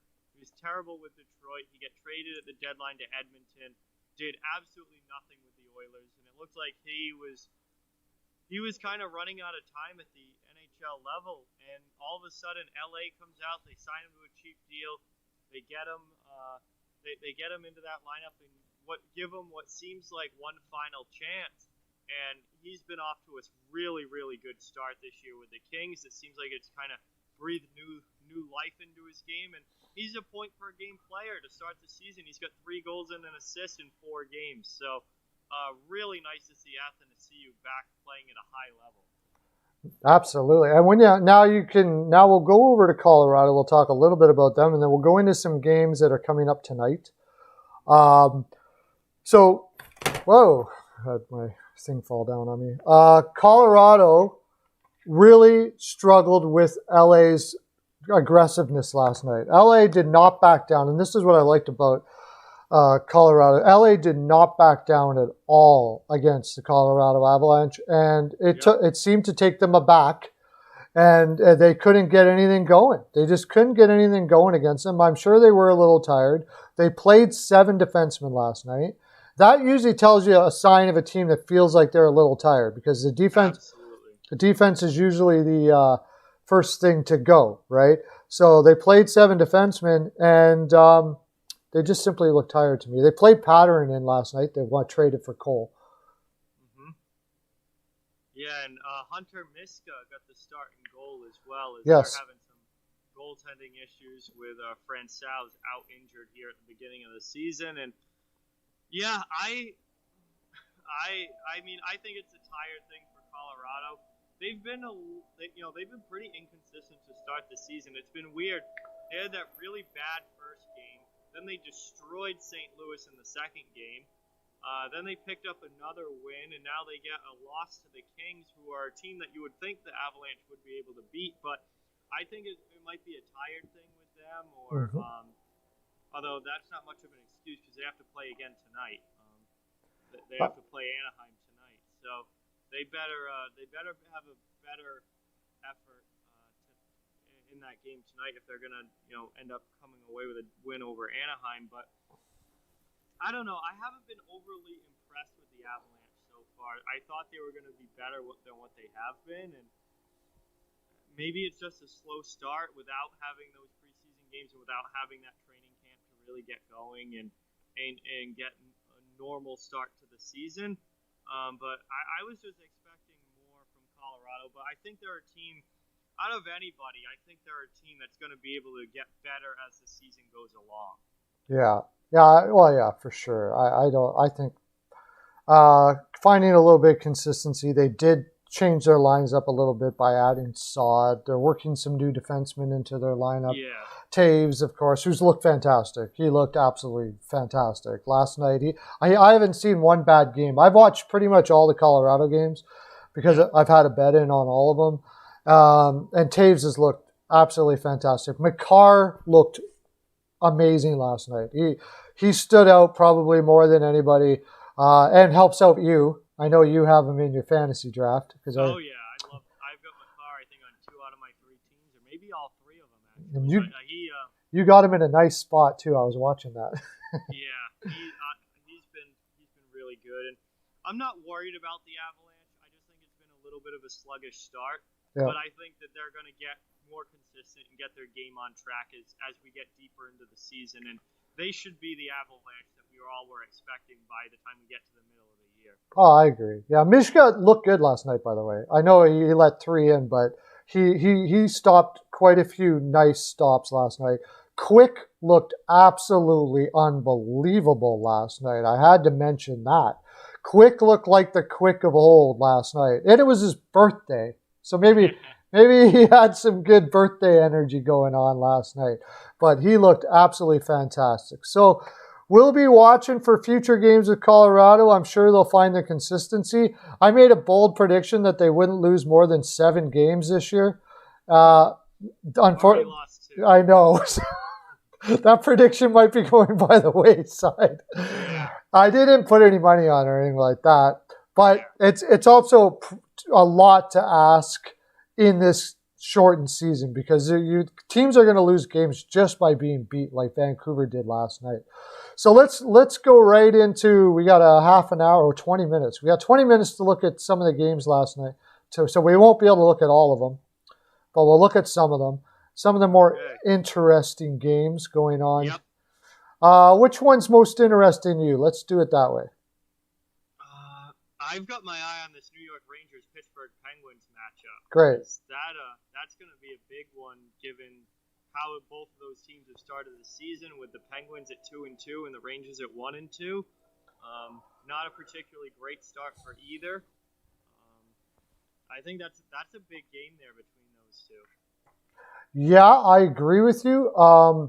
And we have Pittsburgh's defense. We were talking about it before it went, and now Peterson's out. Yeah, they continue to get nailed with injuries on the back end. Ricola's out as well. Yeah. They're down to playing some probably AHL level guys on that back end, which certainly isn't going to help the defense, which has not been good already to start this season. So, not an ideal situation defensively for the Pittsburgh Penguins, and they haven't gotten great goaltending either, although Casey DeSmith has looked a heck of a lot better than Tristan Jarry. I don't know what is going on with Jarry, but he's been awful to start this year. 0-2 with giving up 7.5 goals a game and a .727 save percentage. Those aren't even those are street hockey numbers. That's a beer league goalie right there. What is going on with Tristan Jarry? Well, I think it's a combination of Jarry. This is just my thinking that, the same thing they had with Murray. Once you lose that covering of Fleury, right? Then when Murray lost the covering of Fleury, it was like a quick slope after that. There's still Tristan Jarry is still a fairly young goaltender, and now he's on his own out there. I mean, Casey DeSmith what's Casey DeSmith going to help him with? Not really all that much, right? So he's pretty much out. It's do or die with him. A lot of pressure on Tristan Jarry from the Pittsburgh Penguins trading Murray away. Although I do understand the trade, it's still difficult for a goaltender like this. And if you got to stare at the rear end of Cody Ceci, Matheson, and all game long, sitting in front of you or making ridiculous moves in front of you or not putting any effort in the corners or getting beat to pucks all over the place, that's got to wear mentally on a goaltender. And things are, like you said, things aren't going to be getting any better that way if Olivier, who was a junior player who didn't put up huge numbers, he's on emergency loan, is in the lineup. Chad Ruhwedel probably is better than both Ceci and Matheson.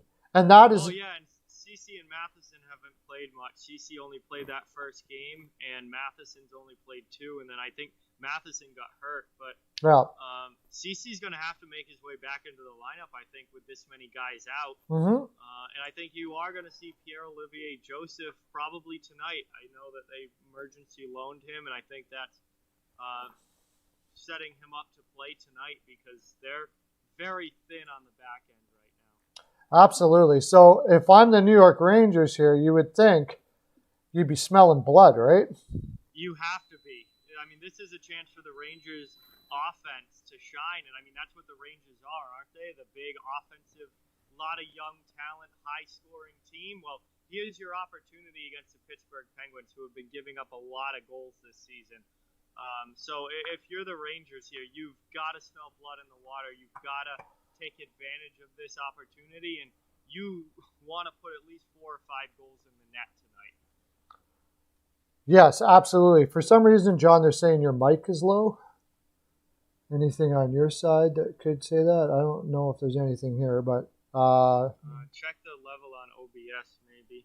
I'm going to bring up the level on my OBS, but I'll see if that works. But yeah, I just tried that, so we'll venture our way through. But yes, New York Rangers got to be smelling blood here. This is the kind of games for young teams like the New York Rangers that make that championship teams or winning teams win.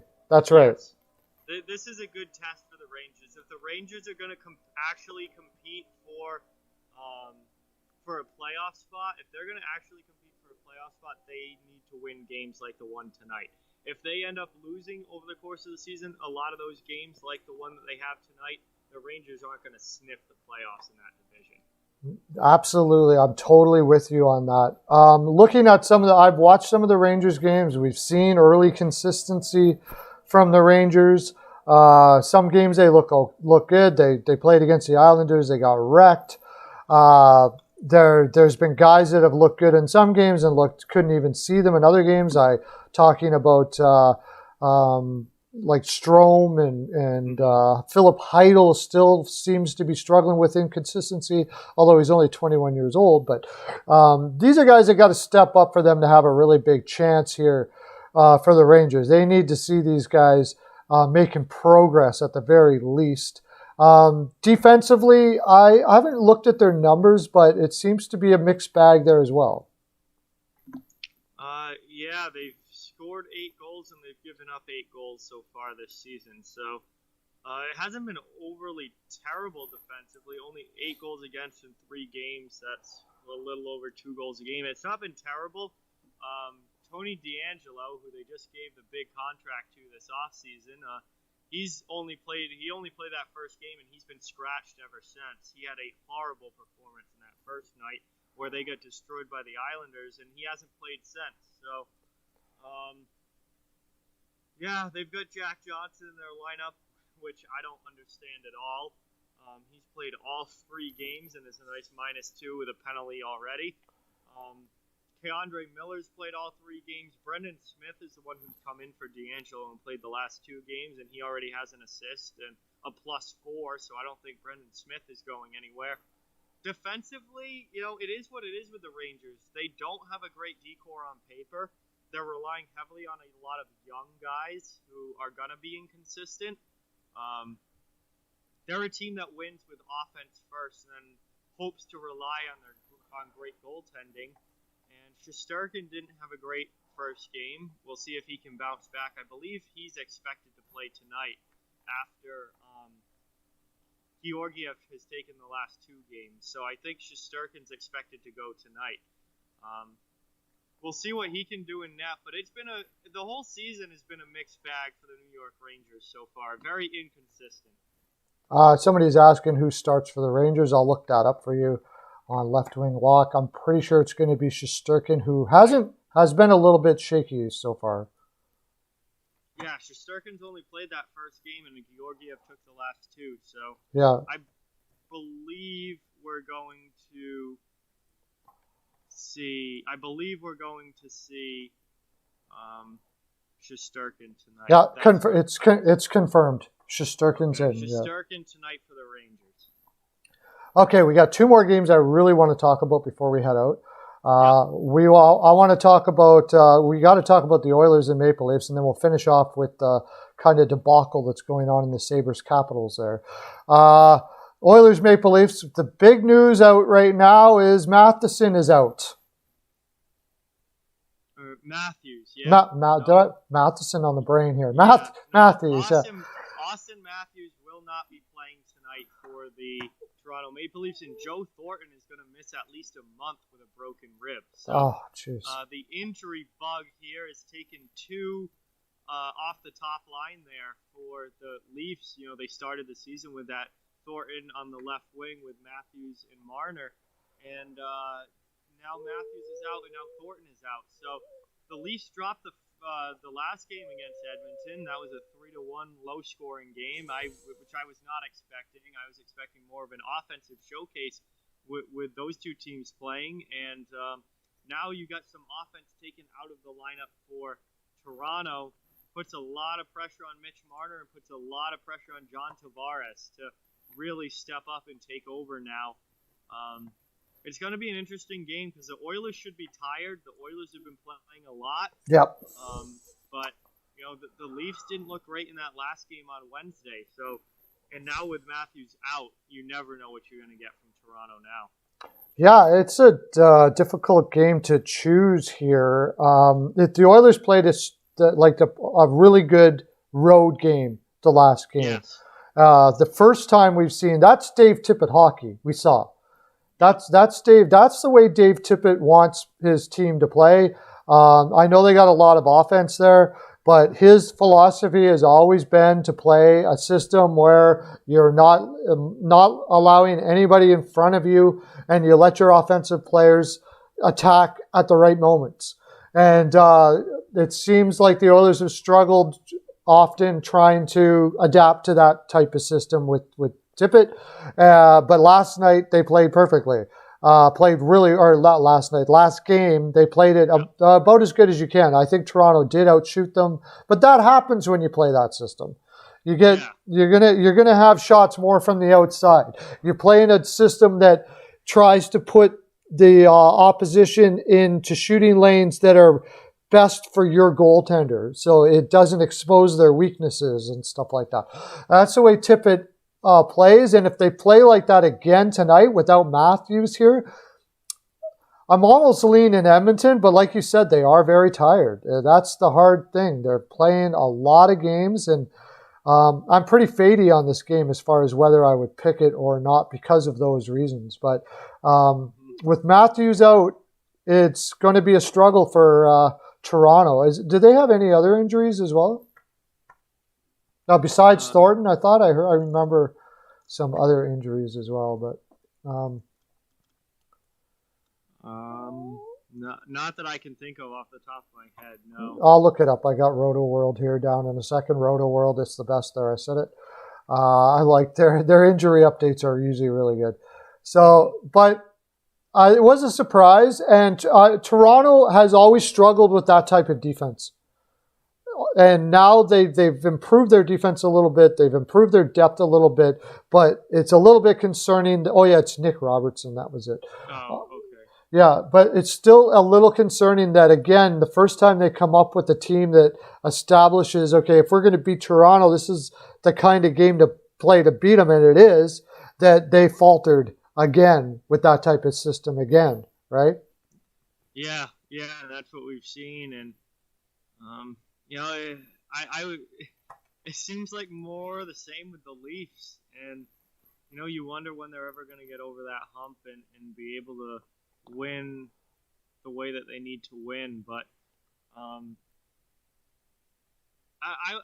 honestly was looking forward to the Leafs heading into this season. I thought that they were going to be a significantly improved team, and I liked what they did in the offseason. And I still have high hopes for Toronto, but what I saw in that game on Wednesday was like typical Leafs from what we've seen over the past few years, where they do struggle to win that kind of game, and they outshoot their opponent, but they let the road team come in and get a couple of greasy goals, and then they can't come back. And you expect more offense in a game like that from Toronto, but Koskinen did play well. But the Leafs, with the way that their team is built, they've got to score more than one goal. They're not going to be winning games only scoring one or two goals. So they've got to get the offense going. They got to, even against defensive teams or teams that are playing well defensively, they've got to get that offense going. And they've got to make sure that they have they do have the firepower to score 3-4 goals a game. They just got to make sure that they go out and do it. Yeah, CL says I like the Leafs, but I like watching them lose more. That's a good one. I don't know if he's a Montreal fan or whatever, but I know you're a Bruin fan. You like to watch them lose too, right? So we'll move on. The other thing about that, the real reason with Toronto, you want to see them improving in the area playing those games where they lost to Columbus, who plays exactly like that, is they're going to need to in the playoffs. So, absolutely. They still haven't won a playoff series since I was a little kid. I was like 8 years old the last time they won a playoff series. Oh my gosh, I never even thought about that. 2004. 2004 playoffs was the last time the Leafs have won a playoff series. Wow, that's crazy. They've got to get over that hump, and if they're going to do that, they have to be able to win those tighter, low-scoring defensive games. Yeah, I agree. Totally, no doubt about it. So we've got one more game that I think we'll get into, unless somebody in the chat room wants to talk about another one of these games. But we are running a little low on time now, so we'll go with this. The Sabres Capitals now is an interesting game after Ovechkin and the gang sort of dropped the ball, and I still took the over. You still took the over on this? Really? Oh, yeah. But I think Ullmark is going to be in. Yeah, the Caps, this is a debacle with the Capitals now. They lose their 4 Russians, including their starting goaltender, Ilya Samsonov. So it looks like you're probably going to have Vanacek in goal and for Washington, and you're going to have Ullmark tonight. He's back from Buffalo. So you're going to have Ullmark in net. The Cap should still be able to score 2 to 3 goals on Linus Ullmark. But there's obviously a big hit to the offense here. You lose Kuznetsov, who's one of your more important centers and power play guys. You lose Alex Ovechkin. Obviously, I mean, it's Alex Ovechkin, one of your top, the top goal scorer. You lose Orlov off the D-core, which I think that's a bigger loss than most people realize. Yes. Because they're not great defensively. The Capitals are not a great defensive team. And to lose a top 4 defenseman like that means a lot more minutes now for Brendan Dillon. That means a lot more minutes for Zdeno Chara. That means a lot more minutes for Justin Schultz and Jonas Siegenthaler or Trevor Van Riemsdyk. One of them is going to have to come into the lineup. So that's a blow to the defense without a doubt for the Capitals there. So they're missing key players. I still think they're going to be able to score. I mean, they've still got Backstrom, they've still got Oshie, they've still got Tom Wilson, who's got 3 goals and 5 points on the season. They've still got Jakub Vrana.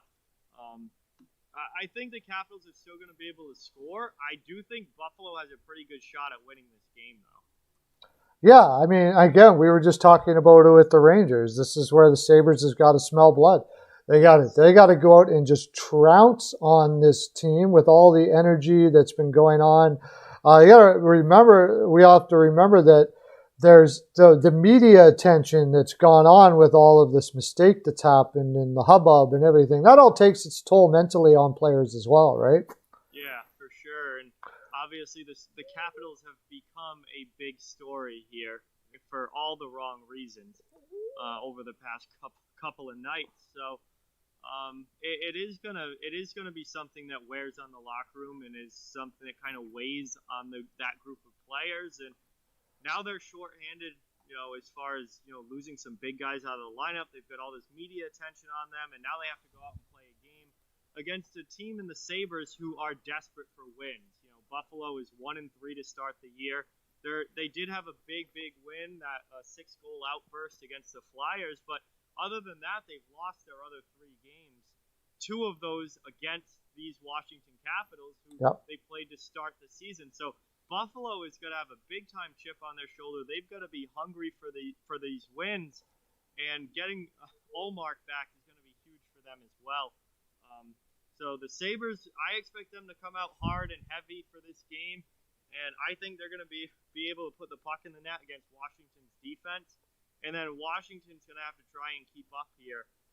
And we'll see how they do without all those guys in the lineup. Yeah, I agree. I think this is a very telling game for the Buffalo Sabres. I mean, if they came in saying they want to be a championship team, they want to change their whole energy around from their past and all that stuff like that, well, this is a game to show it. I mean, if you can't show it here, then I don't know what it is going down for your future here. This is the game where the Eichels and Halls got to step up and see blood and win it. They got to win this sucker. This is one you got to win for the Buffalo Sabres as far as I'm concerned. Okay, you know what? We got 4 minutes, so we'll just quickly run down. I'm going to take your leans on the rest of the games. All right, we won't talk too much, get in depth about it. But Red Wings versus Blackhawks. Wings. Wings are actually the underdog in this game as far as the line goes. So I actually placed a little bit on Detroit to win this game, and I'm leaning the Red Wings. I like the way they've started their season, and Chicago hasn't won yet. Give me the Wings. Yeah, I can't tell you, but that's a good one. Sharks versus Wild. Minnesota. Minnesota's 3-1 to start the year. They're playing at home. I like the Wild. Yeah, I like the way Evason has these guys moving. The Wild. He's carried it over from not necessarily the playoffs. They struggled against Vancouver, but the regular season. At the end of the regular season last year, Wild was almost the best team in the league. And they seem to be in that young line of Eck, Greenway, and not really young, Foligno. It looks really, really good, and that is a savior for those guys. They needed that big time. Stars versus the Predators. Dallas's first game of the season. I'm gonna go Nashville. I think it's gonna be a low-scoring game. I took the under on that game. I think it's gonna be like 2-1, 3-2 type of game. But I just think Nashville's had some games under their belt. Dallas is just getting going. They might be a little slow out of the gate, particularly offensively. So I'm going to lean towards Nashville in that one. That's an interesting pick. Yeah, the Stars' first game, maybe, you don't have any practice time or anything like that. It could be a little bit flubby of a game. Good thing Hudobin's back. Yeah. Golden Knights versus the Coyotes. Can the Coyotes finally win in one of these of the 4 they're playing against Vegas? Nope. I got Vegas in this one. Vegas has looked fantastic to start this year. You sure have. They're undefeated still.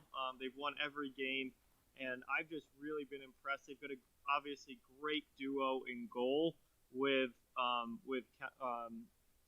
Fleury and Leonard, and then Kemper on the other side. In Arizona's kind of been hung out to dry a little bit. He hasn't had a great start to the season, and the team in front of him isn't playing all that great. I just don't think Arizona can score enough to beat Vegas, and for that reason, I'm going to take Vegas in that one for another win over the Coyotes. Yeah, I don't think Arizona can score enough to beat anybody. That lineup offensively just looks absolutely brutal. AHL level offense on that team. Yep. It's probably good for them in the long run. And not only that, you have Ekman Larson out. So their best defenseman, it's just, get your first overall pick. You need one. I guess that's the way that goes.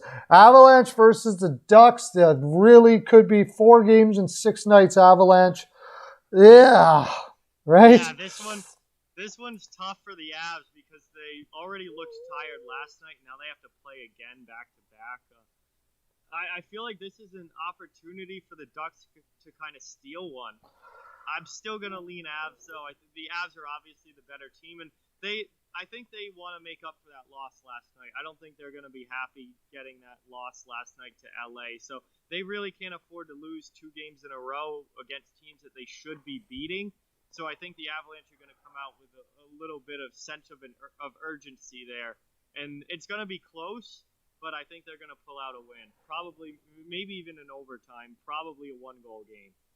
Yeah, I would say a really good one here would be Avs first period. Because the Avs will probably give everything they got in the first period and then try to hold on for the rest of the game.